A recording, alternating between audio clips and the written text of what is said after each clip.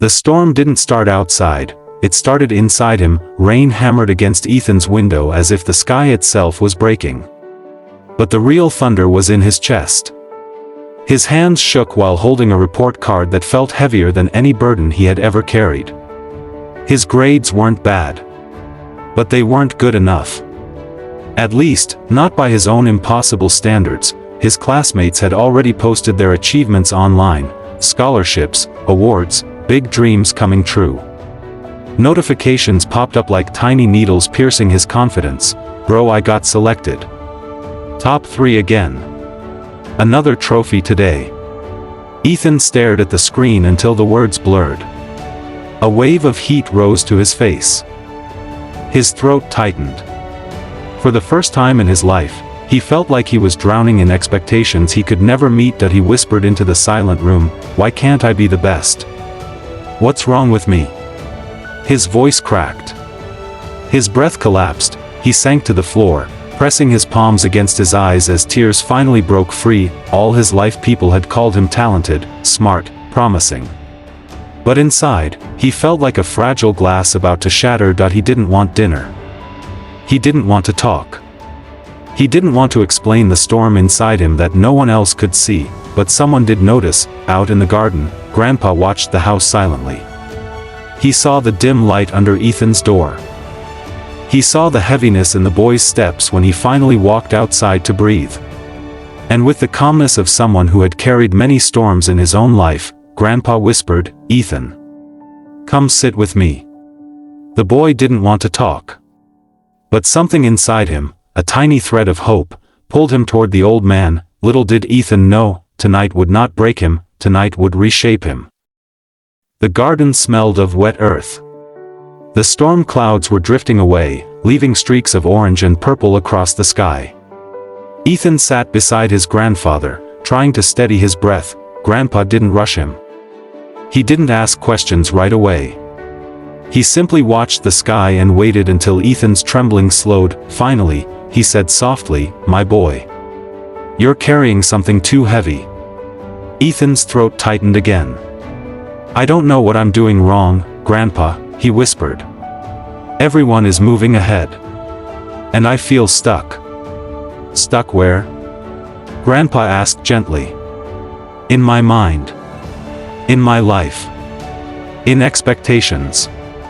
Ethan swallowed hard. "People think I'll achieve something great.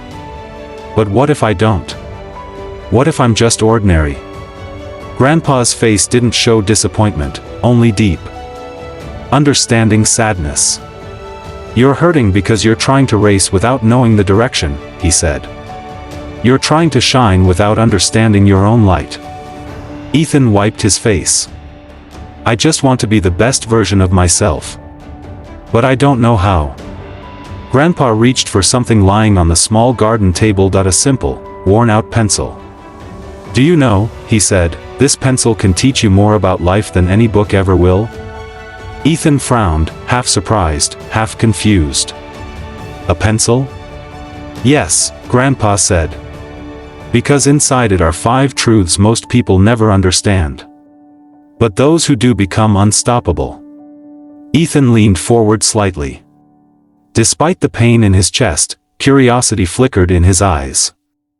Grandpa turned the pencil slowly between his fingers, the wood catching the last bit of golden daylight. "Tonight," he said softly, "let this pencil rewrite the story inside your heart." And for the first time in many weeks, Ethan truly listened. Grandpa held the pencil upright. "A pencil cannot write on its own. It needs a hand to guide it," he said. Ethan watched him carefully. "In life, we forget this. We think asking for help is weakness. We believe that we must do everything alone to prove our worth." The words hit Ethan sharply. He had pushed away friends, avoided teachers, and kept silent because he didn't want anyone to see him struggling. Grandpa continued, "Ethan, even the brightest minds had mentors. Even the strongest people were held up by others. Every great journey has guides, teachers, parents, friends, even strangers." He looked at the boy with gentle firmness. "Walking alone may feel strong. But walking with guidance makes you wise. Ethan looked down. So, it's okay to ask for help? It's not just okay, Grandpa said. It is necessary. A soft wind passed through the garden, carrying away a little of Ethan's fear. Remember, Grandpa added, you're not supposed to carry the world alone. Even a pencil needs someone to hold it. Ethan took a deep breath, feeling a small space open inside him, a space where new understanding could grow. Grandpa picked up a small blade used for trimming the plants. He brought the pencil close and said, to make a pencil useful, you must sharpen it. Ethan watched as the blade gently shaved away the wood, exposing the lead inside. Sharpening hurts, Grandpa said. It cuts away pieces of the pencil. It causes friction, pressure, discomfort. He paused. Just like the challenges in your life. Ethan lowered his eyes. He felt the weight of every failure, every fear, every expectation. Each one had felt like a cut. Pain is not your enemy, Grandpa said. Pain is the process that prepares you. He sharpened the pencil once more. When life puts pressure on you, it is not trying to break you. It is shaping you. Ethan whispered, but it hurts. Yes, Grandpa replied. Growth always does. For the first time, Ethan didn't see his struggles as punishment but as preparation. Grandpa took the pencil and scribbled a crooked line in a notebook. See this? He said. It's not perfect. Then he erased it with one gentle stroke. A pencil is made with an eraser because mistakes are expected. No one writes perfectly the first time, not in notebooks, and not in life. Ethan felt his eyes burn again, but this time from relief, not despair. You will make wrong decisions. You will fail. You will stumble, Grandpa continued. But mistakes are not the end. They are corrections waiting to happen.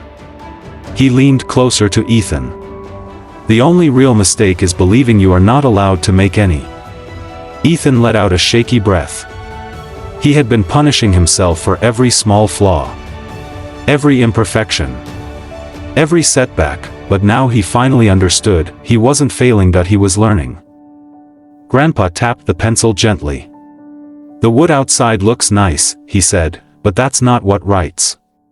The real value is the lead inside. Ethan's eyes softened. People spend their whole lives polishing their outside, Grandpa said, trying to look successful, trying to appear perfect. Then he placed a hand on Ethan's chest. But true strength lies here, in your heart. In your honesty. In your discipline. In your kindness. In your integrity. Ethan finally felt something shift inside him, not broken pieces falling apart, but broken pieces falling into place. Grandpa wrote Ethan's name across the page. A pencil leaves a mark wherever it goes, he said. You must leave a mark too. Ethan listened quietly. Not with trophies. Not with titles. Not with medals. Grandpa smiled gently. But with goodness. With character. With the way you make people feel. That is the mark people remember forever. Ethan closed his eyes for a moment, and suddenly, everything felt clear. To be the best version of himself wasn't about beating others. It wasn't about being perfect. It wasn't about shining the brightest. It was about growing, learning, becoming, step by step. He looked at Grandpa with teary but grateful eyes. Thank you, he whispered. I understand now. Grandpa squeezed his hand. Good. Because even a simple pencil can guide you to the life you're meant to live. And from that night on, Ethan didn't chase success. He built himself. He became stronger. He became wiser. He became kinder. He didn't just leave marks on paper. He left them on people. On hearts. On lives. And that is how Ethan became the best version of himself.